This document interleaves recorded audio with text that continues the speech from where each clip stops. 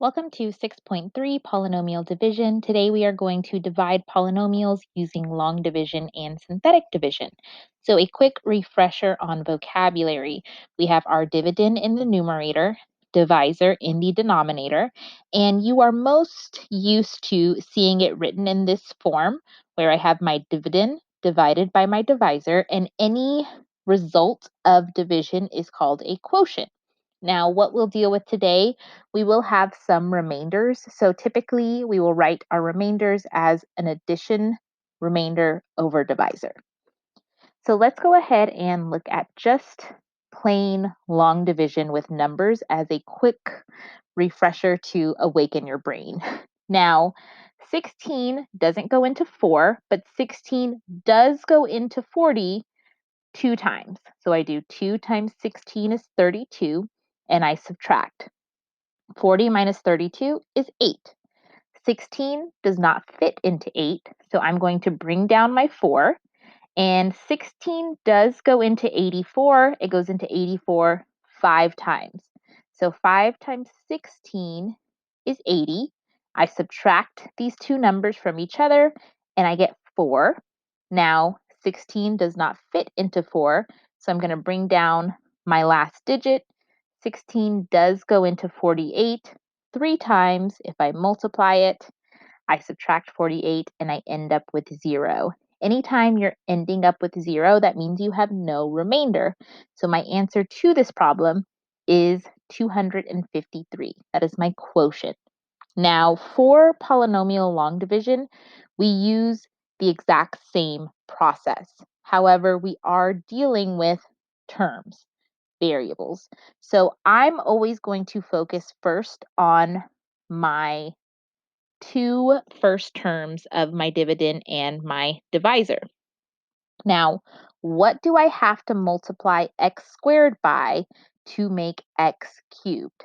And you should kind of be thinking, I need to multiply it by x. So what I'm going to do is I'm going to write x above my x cubed, and I'm going to multiply. So just like I would have multiplied 2 times 16, I'm going to multiply x times my entire divisor.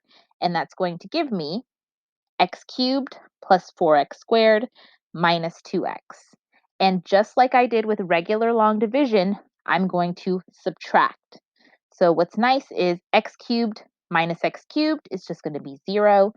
7x squared minus 4x squared is going to be 3x squared. 10x minus negative 2x is going to be plus 12x. And then I'm just going to bring down my negative 6. Now I'm going to look at what do I need to multiply x squared by to make 3x squared. And I need to multiply that by 3. Now it is a positive 3, and we are dealing with polynomials, so I'm going to add 3 or plus 3. If it was a negative 3, I would do a minus 3.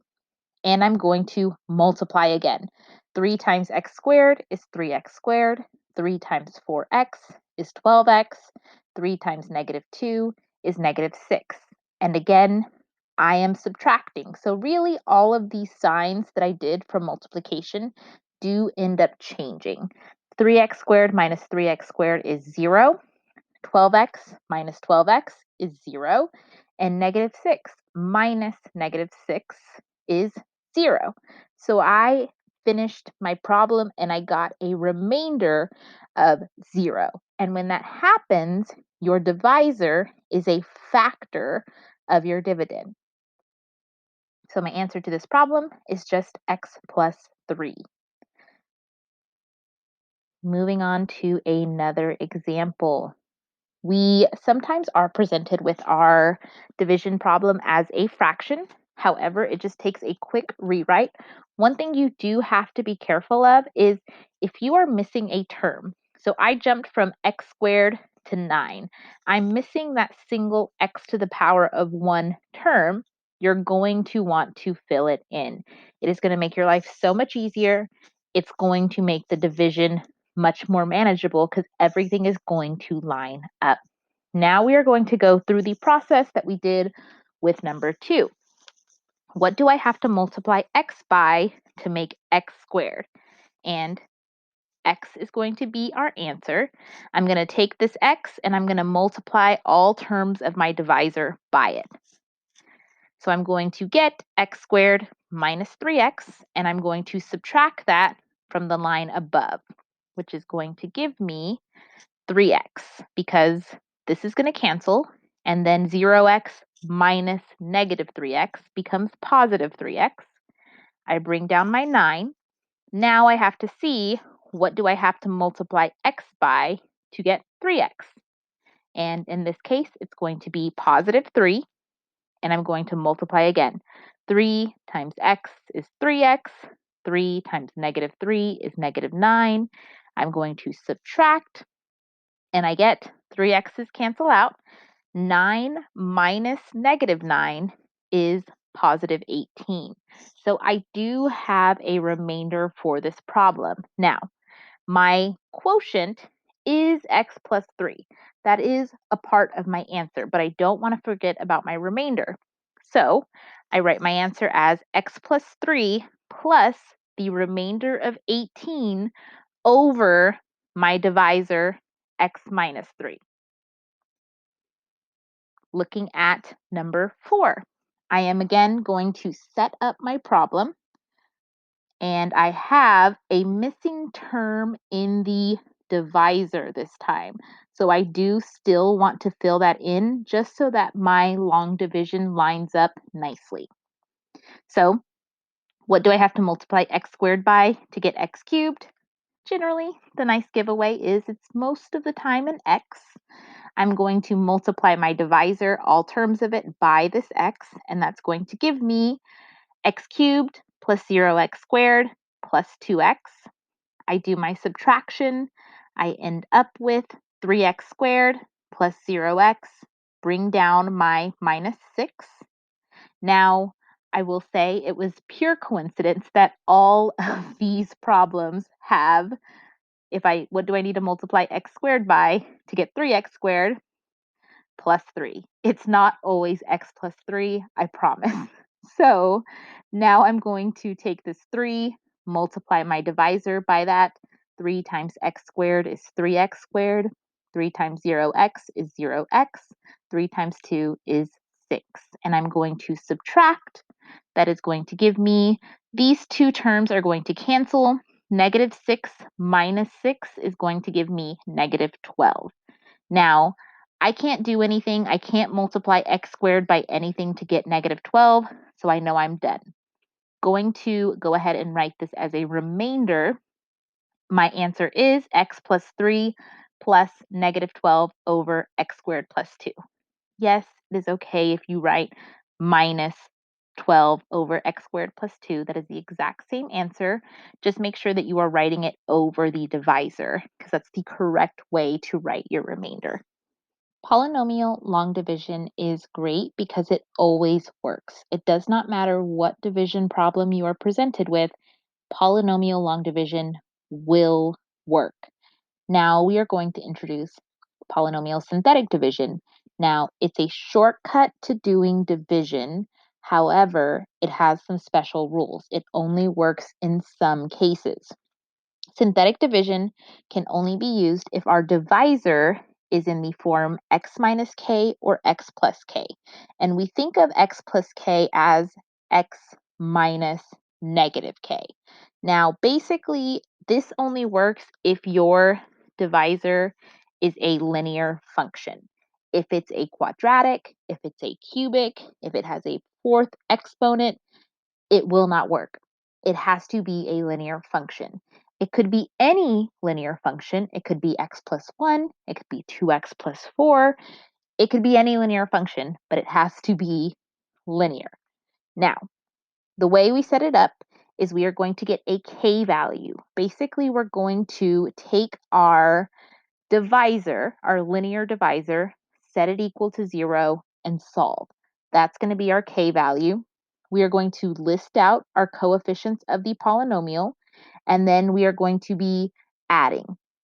It's much easier to kind of understand once you see it in action, but this is the general setup for what we are going to do. Basically, synthetic division is taking out the variables and only dealing with the coefficients. So first, I double check that I have a linear divisor, which in this case I do. I'm going to take my divisor and I'm going to set it equal to 0. X minus 1 equals 0. When I solve for x, I get x equals 1, which is my k value. So I'm going to take this positive 1 and I put it in a box, 1 in my little box. Now next to it, I'm going to list out the coefficients of my dividend. So I have 4, I have 1, I have -1, -5, +1. Going to list all of those out. And I like to draw my little addition sign and my line just to keep things organized. And from here, we are basically doing the mechanics of long division without having to deal with the variable. So typically, we don't do much with that first term. So I'm just going to bring it down. Going to bring it down once. And then we do have a multiplication step. So I'm going to take 1 and I'm going to multiply it by 4, and that's going to give me my next value. I line it up right underneath my next coefficient. 1 plus 4 is 5. And then I'm going to go through the same process. I'm going to take my 5, multiply it by 1, which is just 5. I write it underneath my next coefficient, and I'm going to add. 5 plus -1 is +4. And then I go through the process again. 1 times 4 is 4. I add these two numbers together. -5 plus 4 is -1. And then I go through the process again. 1 times -1 is -1. And then I add these two numbers together and I end up with 0. These are going to be the coefficients of my quotient. The last number is always going to be your remainder. So in this case, my remainder is going to be 0. Now, how do I turn these values into an answer? So basically, you're going to look at the highest exponent that you have in your dividend, and you are going to subtract 1. That is going to be your starting exponent for your answer. So my 4 is going to become 4x cubed. My 5 is going to be 5x squared. And then 4x, then -1, and I get my final answer. 4x cubed plus 5x squared plus 4x minus 1. Now, if I had a remainder, I would just tack it on at the very end. So let's go ahead and try this one more time. It definitely gets easier with practice. So, taking my divisor, setting it equal to 0, getting my k value. So for this problem, my k value is 2. I'm putting 2 in the box. Now here for my dividend, I have to be careful because again, it is very important that you fill in any missing terms. So I have a coefficient of 1, 8. I'm missing my x term, so I'm going to fill in a 0 there, and I have -16. Going to bring my first term down, and then I start multiplying. 2 times 1 is 2. I add 8 plus 2, and I get 10. 2 times 10 is 20. I add 0 and 20, and I get 20. 2 times 20 is 40. I add 40 and -16, and I get -24. The next thing I want to look at before I write my final answer, my highest exponent is cubed, 3. So I subtract 1 from that, meaning my quotient should start with an x squared term. X squared plus 10x plus 20 plus -24 over my divisor x minus 2, because I have a remainder. This last number is always going to be your remainder. Now, there are a couple of things we can do with the idea of remainders. And there is a concept, the remainder theorem, that if a polynomial f of x is divided by x minus k, or x plus k, then the remainder is r equals f of k. So basically what I'm going to do is I'm going to take my divisor, get a k value from it, so basically set it equal to 0, and then I could plug that value into my dividend, and it's going to tell me what the remainder is. Now, this is nice if you want to quickly check if something is a factor of a dividend. So let's go ahead and give this a go. I'm going to first identify k, and from this problem, I'm going to get k is equal to -1, and I'm going to call my dividend f of x. I'm going to plug -1 into f of x. So basically, everywhere I see an x, I plugged in the value of -1. Now I just simplify. So -1 to the power of 5 is just -1. -1 to the power of 3 is just -1. Did a little simplification here. And I get one more step in there. -3 minus 5 minus 5, which is -13. So if I were to go through and actually divide this problem, it will result in a remainder of -13. This quickly tells me that x plus 1 is not a factor. The only way it could be a factor is if my remainder was 0. So now we have a critical thinking problem. Find a number b such that x plus 2, which it's nice to know that's going to result in k is equal to -2, is a factor of p of x, where p of x is x cubed plus 3x squared plus bx minus 2. And another hint, if it's a factor, we will end up with a remainder of 0. So there are two ways you can approach this. Either one, whichever one you prefer, is totally okay, but I am going to quickly go through both. I'm going to set up synthetic division for this problem because if I divide x cubed plus 3x squared plus bx minus 2 by x plus 2, if it's a factor, I should be getting 0. So I'm going to set this up. I have my -2 in the box. I have my coefficients, and notice I just filled in a b for that missing variable I'm trying to figure out. And I'm going to go through the process. Drop down my 1, multiply, gives me -2. When I add these two together, I get +1, multiply. Now, when I get these two and I add them together, I'm just going to leave it as b minus 2, multiply. And then I'm going to add these two things together. -2 plus -2 times b minus 2. So I have my remainder. This last term is the remainder for this division problem. So if I know my remainder has to equal 0, I can just set up a solving equation where I set that last term equal to 0. Now, with a little bit of distribution, don't forget to distribute the -2 to this other -2 as well.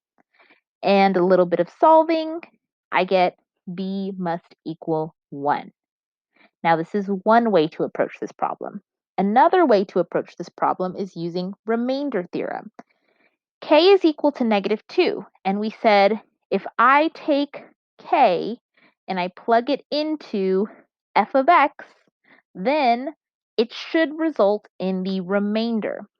So what I'm going to do is I'm going to take my p of x and plug in -2. Now, it's not going to give me my remainder right away because I am missing that b coefficient that I'm trying to solve for. But I know if I want it to be a factor, I can set this equal to 0 and solve for b instead. So I did do a little bit of simplification. -2 cubed is -8. -2 to the squared is 4. And -2 times b is -2b. When I simplify a little bit more, 0 equals 2 minus 2b. 2b is equal to 2. And b is equal to 1. Whichever method you prefer is okay. Pick your favorite, know how to do it, know how to approach this type of problem.